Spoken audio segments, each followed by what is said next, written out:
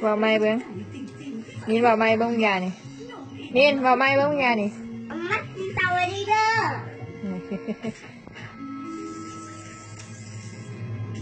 ฉันมีคาถาที่ใช้มาบอกส่วนผสม3 อย่างแค่นั้นอย่างแรกดวงตาของนิ้ว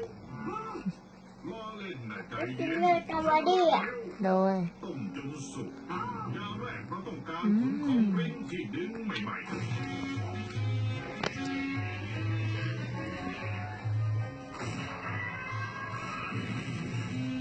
ตัวนี้มันจุ่มจังมันจริงวะมันหวานให้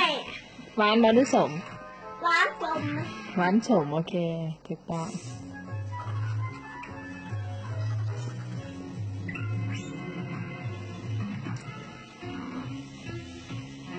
มันจะให้ตาวดีให้มันบัตเตอร์จุดเตียนอีก เปลี่ยนไหมลูก เอามาเปลี่ยน มา กูบอกเป็นยังไงจะจุดเตียน